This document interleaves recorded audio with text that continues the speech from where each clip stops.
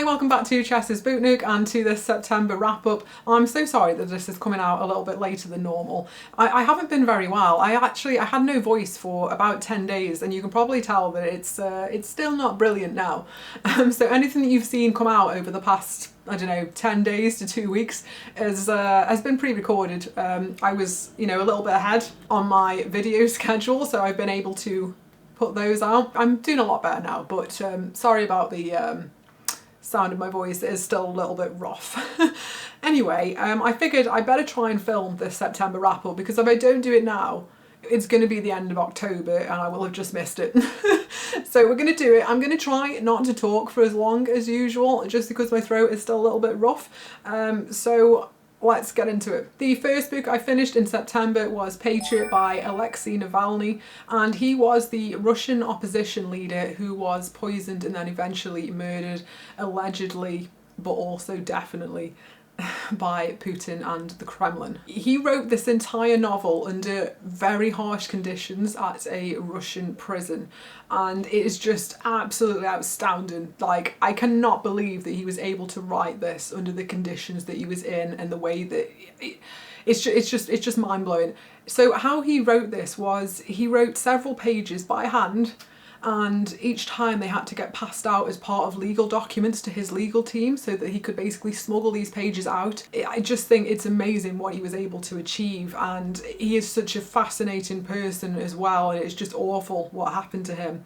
And this book, it was absolutely brilliant. So the book starts out by speaking about his initial poisoning, which was on a flight, and how he was on the flight with his assistant, and it describes the way he felt and how he realised that he had been poisoned and he wasn't able to speak, and he was on the floor of the plane, and then he could see the people reacting around him. And then it describes his experience basically going into hospital and then into a coma. He was in a coma, I can't remember the exact length now, I wish I'd looked this up before. I think from memory it was around 3 months, please don't quote me on that. But he describes what it was like to be in the coma, and it was just fascinating. Like, he had hallucinations whilst he was in the coma that was so strong that he genuinely thought they were real. He dreamt entire doctors up and couldn't believe that these people didn't really exist. Like, just from the very first couple of chapters, it was just so interesting.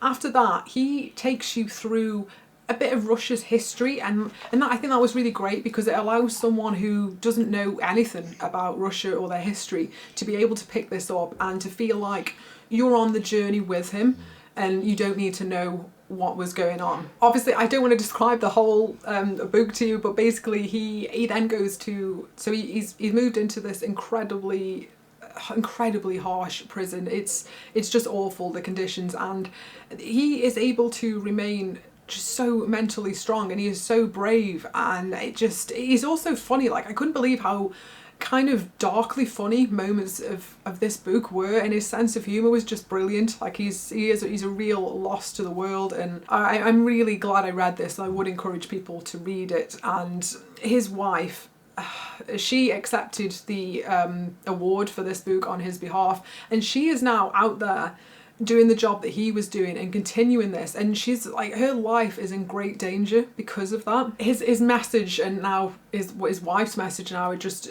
so important, and what they were doing and how they were standing up, and how she still is standing up to Putin and the great danger that she's in. It's so inspiring. There are bits that will really stick with me, and even though this is a hard read in places, I would definitely recommend picking it up. How can you rate a book like this? I mean, I think in a way it feels wrong to rate. If I was going to rate, I would give it a 5. I mean, how could you give any less to someone who did what he did? And I have to say, his writing, I wasn't expecting it. His writing is really good.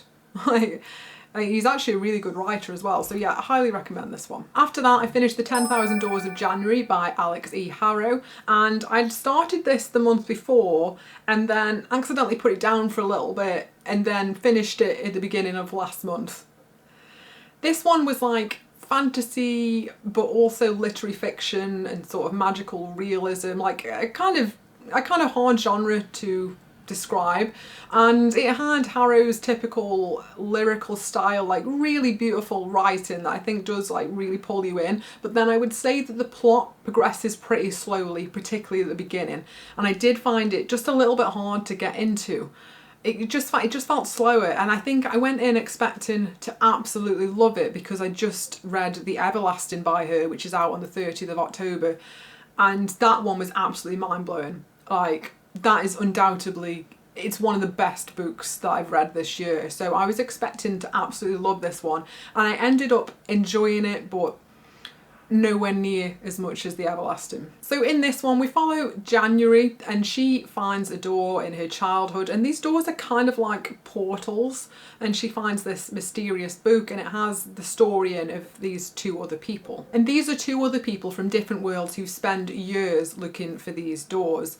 So it's very much like a story within a story, and there were bits of it that were really compelling and I really enjoyed, and I think actually the pace picked up as it goes and it got a lot more interesting, and the writing is beautiful throughout, so if you like lyrical writing I think you'll enjoy it. But I do think there are bits that just slowed down and I just lost a bit of interest in parts. Which didn't happen in The Everlasting. There were some interesting themes in this though, and I'd expect nothing less from Alexei Harrow. There were themes around control and freedom and imperialism and race, and I thought, you know, she does that very well, although she doesn't do it as well in this book as she does in The Everlasting. For me, it's just been too overshadowed. I think this is still a 4-star for me, but I didn't think it would be at one point. There was a point somewhere in between the beginning and the middle which just dipped out, but then I thought it really improved again, and it really did, it recaptured my attention, so it kind of pulled itself back up to a 4, but I look, The Everlasting like was a clear 5. You know, it would be like a 6. Like it was just amazing. And I will just mention here that I'm planning on doing a deep dive into The Everlasting soon. Like I say, it's out on the 30th of October. And the way I want to do the deep dive is to really go into the politics of the book. So I'm hoping not to kind of go into the spoilers in the way of the characters and the plot around them, or any of the shocking or, you know, more suspenseful moments. I don't want to deep dive into them. I want to really focus on the politics in it, because it's just so well done, and it goes into authoritarianism, and you see the signs of that and the warnings of it and how the regime works, and the way it's done is just fascinating. And there's also some really interesting critiques in there on neoliberalism. I think it would be absolutely fascinating to do a deep dive in it. So I've been working on a script for that, which is getting pretty long. It turns out I have a lot of thoughts on that.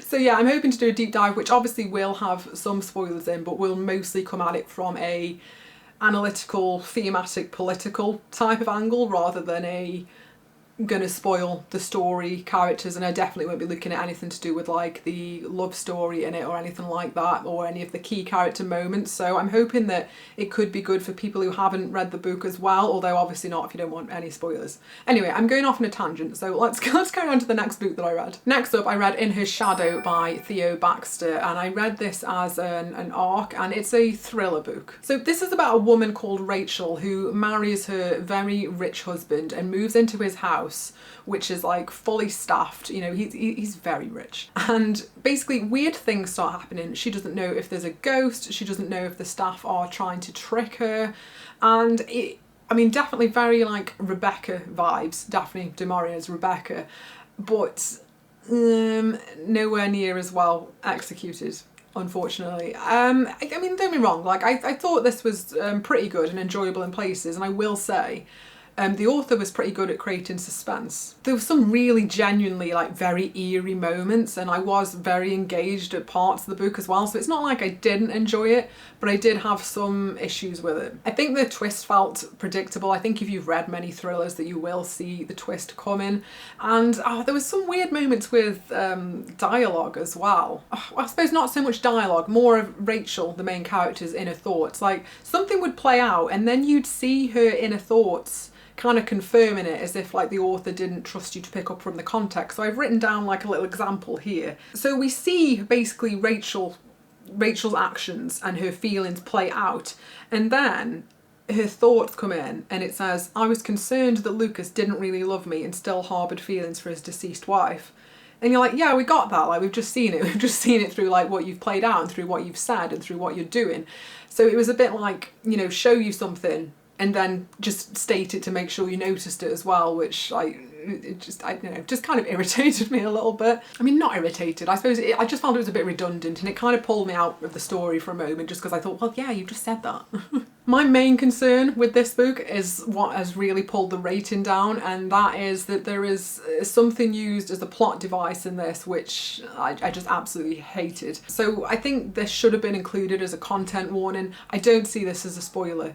I see it as a necessary content warning, because I came across it and it was just, it's something that I would have avoided if I'd have known it had been in there. So it contains memories of a repressed sexual abuse in childhood, and they're used as the twist, like not the key twist, but one of the twists is like that you find out, oh, that's what they are, and it's all been leading to this reveal that the person was sexually abused during their childhood, and that's what the flashbacks have been about, and there's a build up to it. And I thought it was in really poor taste, to be honest, because it just felt like it had been used just as an extra twist in the story. It was totally used as a plot device, when I think if you're including something like that, you need to handle it with such sensitivity and care, and it just wasn't the case at all. So I just really disliked that. So unfortunately that dropped the book down to a 2.75 for me. I think otherwise it would have been more like a 3.5. But yeah, overall, apart from that, like, it was pretty good, it was pretty compelling, and I do think the author clearly knows how to build tension and suspense really well. So it's not like I wouldn't read anything by him again or anything like that, but yeah, I hope, I don't know, it did put me off that I felt blindsided by that reveal. Anyway, let's move on to a more positive one. Next up I have How to Disappear by Gillian McAllister, and this is another thriller, except this time I really loved this one. I thought this was so good. It's one of my TBR picks. So in this, a teenage girl witnesses another older kid who's also a footballer kill a homeless man. She testifies against him, but for reasons that I don't think would happen in real life, he wasn't convicted.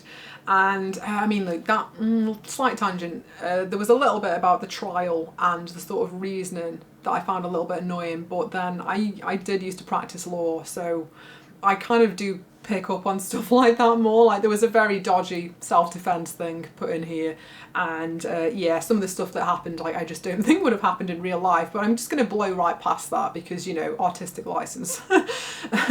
But yeah, he's not convicted, and her name is accidentally disclosed rather than her being protected as a child witness, which is what should happen. Yeah, everyone basically hates her because she tried to get this football player convicted, and they basically think that he is innocent now, so all of his friends and fans are after her, and she starts getting like really horrible death threats, and basically she has to go into witness protection, her and her mother.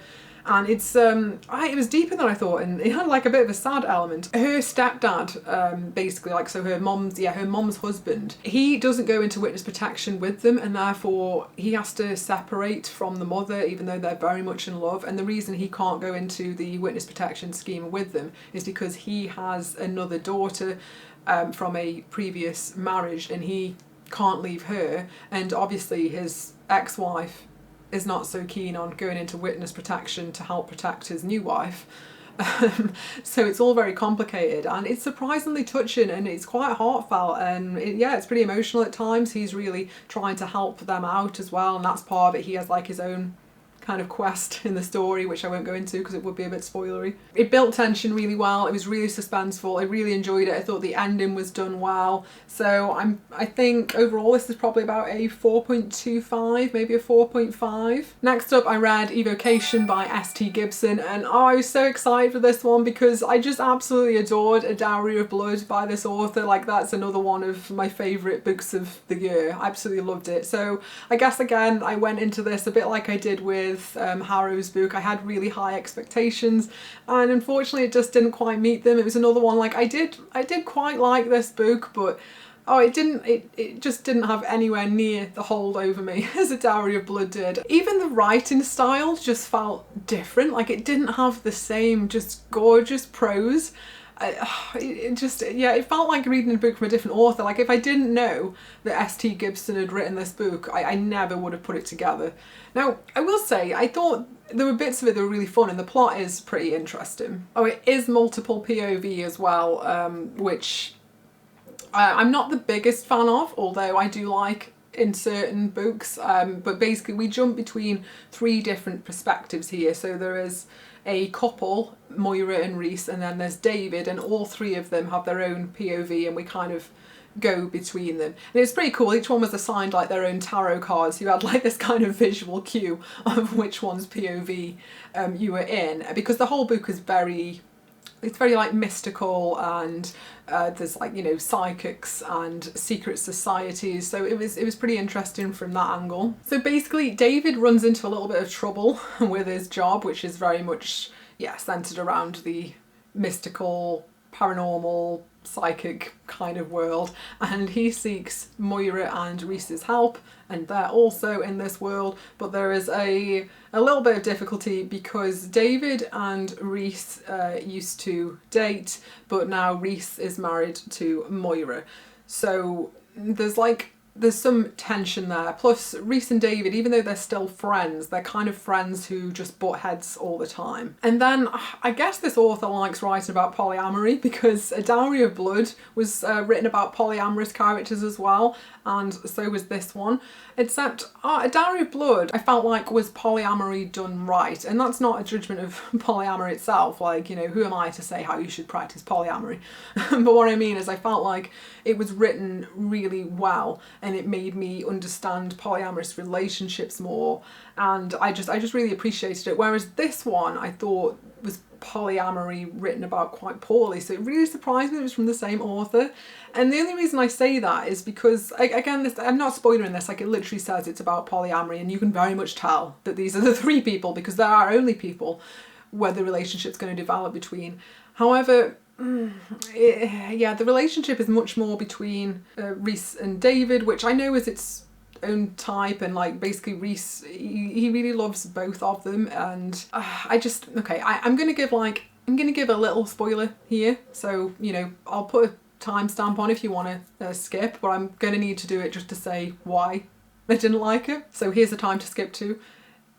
When it was. So basically, the way that the polyamorous relationship started was by cheating. So basically, Rhys, without having spoken to Moira at all about what to do, him and David just kiss. And he literally just cheated on his wife. And then after this, they kind of agree then, but I don't know, he ends up sleeping with David. And it's kind of discussed with Moira afterwards, and I just felt like Moira was getting a really like bum end of the deal. Like, I felt like she was just cheated on, and she had no real thing but to kind of accept if she wanted to keep the relationship, because he very much said like he was in love with both of them, and she kind of was just like, yeah, you know, because you can love multiple people. And I felt like she just kind of accepted it, and like, the way it was written, like, she was made into this, like, very accepting woman. Like, I didn't like how it was done. I didn't like that he cheated on her first. I think if this was how it was going to be, he should have spoken to Moira, and it should have been agreed between them first before anything happened. So it made me really dislike it. And then there's no relationship between David and Moira, so it is very much Rhys is partnered with both of them, but they're not partnered together, although they are friends. It just wasn't for me. I didn't like how it started, and I just felt annoyed. I felt annoyed by what had happened to Moira. Anyway, that's the end of that spoiler. So unfortunately, I think this one was more of a 3.25 or a 3.5, which is nowhere near, my Dowry of Blood. I still want to read more by the author, because I'm hoping that it's not the case that like Dowry of Blood is the exception and that's the one I absolutely love. I'm hoping that this is the exception and that I'll love all of her others, but we shall see. Next up we have what I'm pretty sure is my only 5-star of the month, and that is We Used to Live Here by Marcus Kliewer. I'm sorry if I've said that name wrong. I absolutely loved this. I loved this way more than I was expecting to. My mind was just reeling after I finished this, and I read this in one sitting. Like I couldn't put this book down. Like it was absolutely brilliant, and oh my god, it didn't go where I expected it to go. Right, let me, I'm getting carried away. Let me tell you what it's about first. So we have a young couple called Charlie and Eve, and they move into their new house. And while Charlie's at work one day and Eve's home by herself, this family turns up, and basically the dad says he used to live there and he would really love to show his kids where he used to live. Eve doesn't really want to let them into her house. She's actually a very anxious person anyway, and I found it very relatable. And so she had these anxieties. She was literally already thinking the same thoughts I would have, where like, what if these people are secretly serial killers and I let them in and they murder me in some weird ritual, which, you know, might sound really weird to some people, but is exactly where my brain goes. So I found Eve very relatable. Anyway, there is also some kind of weird vibes with them straight away. Like at first Eve says that they can't come in, and the wife looks a little bit relieved, which Eve picks up on, and she's not sure why that would be. The kids don't really seem interested, but the dad is just determined to get into the house, but he's doing it in such a friendly way. It's almost too friendly, he's almost too nice, and eventually she kind of caves. She's a little bit of a people pleaser, and she lets them look around, and after that the daughter goes missing within the house. She's basically just playing hide and seek, but they can't find her, they can't get her out. And everything kind of spirals from there, and there's always reasons why they can't go, and that's just the very beginning. And then Charlie, which like I say is Eve's girlfriend, she comes home from work and meets these people, and Eve tells her like, well, yeah, you know, I let them in and now they're like still, you know, they're still here. And it gets weirder and weirder, and I can't say much more than that, but it was so brilliant, and there's so many just like nuggets of information and clues in here. And when you get to the ending, like I want to reread this and go through it and tab everything up, and I might even make a big video on my theories into this. There's whole like forums and Reddit pages of people with very in-depth theories on this book. It's just brilliant, and I have a lot of theories as to what happened and to what I think happened at the end, and all the clues leading up to that. Like I say, there's so many. There's even Morse code at the beginning of every chapter, which I did decode. And you know, another thing I will say is the pacing of this book is just relentless. Like the reason I read this in one sitting is because I couldn't put it down. Like there was no stopping point. There was nowhere I could stop. I needed to know what happened next, which I think is the mark of a really great thriller. Yeah, this is like a horror thriller. Like it is pretty scary, like a psychological horror thriller. Oh, and the atmosphere, it's like, it's so eerie and unsettling all the way through as well. Like I think, you know, this is one definitely to read by yourself in the dark. Just like really creep yourself out. I'm not always one for ambiguity, but I don't think this is as ambiguous of an ending as some people make out it is, because I think a lot of the answers are in there and you have to kind of piece everything together. Now there are definitely unanswered questions, so I can see why that would annoy people, because that can annoy me sometimes. But I really liked that this didn't like spoon feed you everything and that you have to put everything together yourself. And yeah, I'm definitely planning on rereading this. I read it on Kindle and made some like little notes, and then I knew I wanted a physical one because I want to go through it and be able to tab up all the clues. Yeah, so would really recommend this. I mean, and coming up to Halloween as well. Well, maybe it is Halloween by the time I posted this. Not sure when I'm putting this up. But yeah, this is great for kind of spooky season. Did I mention the star rating? Did I say it's 5 stars? I can't remember if I said this is 5 stars. You read this. The 7th book I read this month was In the Company of Witches by Auralee Wallace, and if you watched my cozy witchy reads video, you'll have seen that featured in that, so I won't go on about this too much, especially because my throat is just getting worse and worse.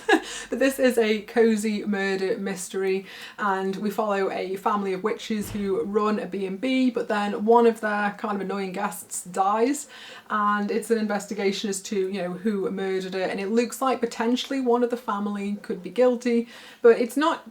It is very cozy, but there is a couple of deeper themes in there as well. Like there is the theme of grief in here, because one of our witches, she's been widowed, which, you know, obviously very sad, but it's not really heavy on that theme, and it is handled well. But yeah, it's not like pure cozy, but overall it is very cozy vibes. So yeah, I really enjoyed this one, and I think this is maybe a 3.75.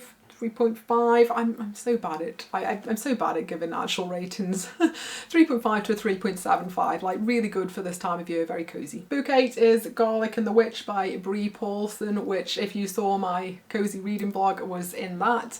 And this is a very quick read. It's just a short graphic novel. It's just so cozy and adorable, and it's about, well, obviously it's about Garlic and the Witch, but it's about Garlic who's slowly becoming a human, and there's a lot of metaphors of like adolescence and going through puberty. She's not really sure if she wants to go through these changes and if she wants to become a human, and it's just very wholesome, and I think it'd be perfect for kids in that age range as well, but you know, I enjoyed it as an adult. So yeah, I think that one is probably 4 stars from me, just because it's just so adorable, and I can't, the artwork is so nice as well. This is the second one. There is Garlic and the Vampire as well, although you don't have to have read that one first, but you know, the vampire is in this, so you would know who he is more if you'd read the first one. Next up, I read Any Which Way You Can by Amanda M. Lee, and this was another one featured in this same reading vlog. So again, I'm not going to go too heavy into this because I went into a lot of detail in that vlog.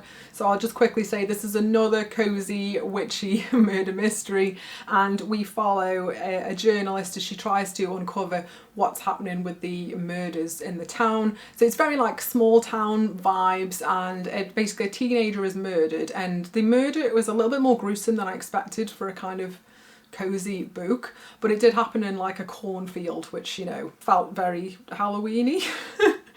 And yeah, they're trying to uncover what had happened, and there's, you know, she is for some reason allowed onto the investigation, and then the boy who was murdered, the teenager who was murdered, they actually meet his ghost, and one of our witch's gifts is that she's able to communicate with the dead. She can see the ghosts, even though other people can't, but unfortunately he can't actually remember who killed him, so it's not all that useful. But yeah, and then the ghosts can speak to each other as well, so I kind of liked that aspect of it. But yeah, I enjoyed this one. Again, it was very cozy, but it wasn't as cozy as I would say the 2 books that I just mentioned. It definitely isn't as cozy as Garlic and the Witch, and it's also not as cozy as In the Company of Witches. I would definitely recommend it. I think maybe a 3.75 on this one from me. Oh, next up I have another cozy one. I read Pumpkinheads by Rainbow Rowell and illustrated by Faith Erin Hicks. So yeah, really cozy graphic novel, literally set in a pumpkin patch, so you can't get much more autumn Halloween vibes than this. It's not scary at all, it is just pure coziness. It's about 2 friends, and you can see them on the front of the book. They work together in a pumpkin patch every year on the holidays, and it goes into like their relationship, their friendship, and it also just, it gives you so many autumnal vibes, because like all of the pictures and all of the foods and the way that the food is described, it's just really, really wholesome. This year is a little bit different because it's actually going to be their last year working on the pumpkin patch together. And so we kind of go into that and what's going to happen with them and their relationship. Overall, a really, really cozy read and like really beautiful artwork. So I think I give that one a 4. Up next, I stuck with the Halloween theme and read The Most Unusual Haunting of Edgar Lovejoy by Roan Parrish. And I did enjoy this one overall. It did have some issues with it as well.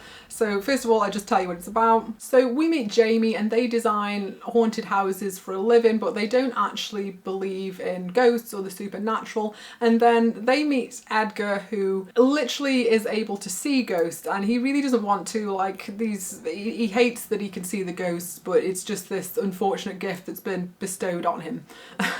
And he ends up disclosing this to Jamie, and they have a relationship that forms, and the relationship it's very well done, and it's a very wholesome relationship. The complaint that I had about this was that I almost feel like it's a tiny bit mismarketed. I thought it would be more of a spooky read, just kind of based off the cover and the title and, you know, some of the blurb. Although I could also tell, don't get me wrong, that I could very much tell that it was going to be a romance as well. It's a queer romance, and I think that it should have been definitely more marketed as that, because it's meant, it kind of looks like you're expecting something to be spooky, or at least I was expecting it to be kind of spooky, but it's really not. Like, the ghosts are kind of just like a little add-on. Like, we get nowhere near enough ghosts. I will say, I think the characters were pretty well developed, and we dealt with themes of like anxiety and identity, and I definitely found some things very relatable, and it was well written, and it was done very well. And especially with we're looking into Jamie's identity, because Jamie is transmasc non-binary, and we're going into some of the issues that they have and the way that their family treats them, which is not always the best. Unfortunately, their sister and their mom, they don't really understand, and we see some of the issues around that, including Jamie's sister wanting them to be a bridesmaid at the wedding, and wanting them to wear a dress, and them trying to explain, you know, why this was such an issue for them, and their family not really getting it. And I think that a lot of the issues that it touched on are issues that other people are going to be able to relate to, perhaps whether you're trans or whether you're non-binary. There may be some struggles that you're able to relate to in this. I think like the portrayal of navigating the rejection from like the family's rejection from the viewpoint of a trans person and or a non-binary person felt like important, and it did feel realistic, so I did appreciate that. But it did fall short for me on like plot and pacing. There was some parts that just dropped off, and I just felt a little bit bored. And you know, with the relationship, it was nice in that it was such a lovely relationship, and it was a tender relationship, but it almost felt like too good to be true. It was almost like saccharine, like it was just a little bit too much at times. What I wasn't expecting was it should be so spicy. Like, there was nothing to indicate on this cover, or from what I remember on the blurb, that said it would be spicy. And I do feel like there's a bit of a thing now where any book that you've got, including cozy books, they just throw in spice, and there was quite a lot in here. Like, there are several like smut spice scenes. Like, I don't really like using those words, but you know, I'm just using them for YouTube. Yeah, there are several spice scenes, and some of them are like kind of graphic, and there's like the use of toys and things like that as well, which if like you're into reading about stuff like that, then that would obviously be really, really great. I felt pretty neutral about it, to be honest. Like, but it kind of threw me off a little bit, because it's not always what you expect from a cozy and whimsical book, although I'm saying that, and I do think stuff like this is included more and more in this type of book. To put it in context, I'm snuggled up under a blanket reading hot chocolate, and then a spice scene comes on with like toys and everything, and I was a bit like, oh, okay, I thought I was just having a cozy moment, but apparently I'm not. But yeah, overall I did like it, and I did think it was a sweet, very supportive queer romance, and there were elements of the plot that I liked. We just didn't get enough ghosts. There were not enough ghosts. It wasn't spooky enough. It just wasn't quite what I was expecting. I liked it, but I didn't really like it or love it. Like, it was better than okay. It did have things that pulled it up, so I'm going to give it 3 stars, and I think some people will really enjoy this one, but I think you should know what to expect going in. I'm really going to have to go through these last 2 a little bit quicker, because I feel like I'm going to lose my voice otherwise. Okay, so Big 12. We have A Witch's Guide to Magical Innkeeping by Sangu Mandanna, and I've been really looking forward to reading this one, because I absolutely love her first one, which now I'm saying I love it, the name is just...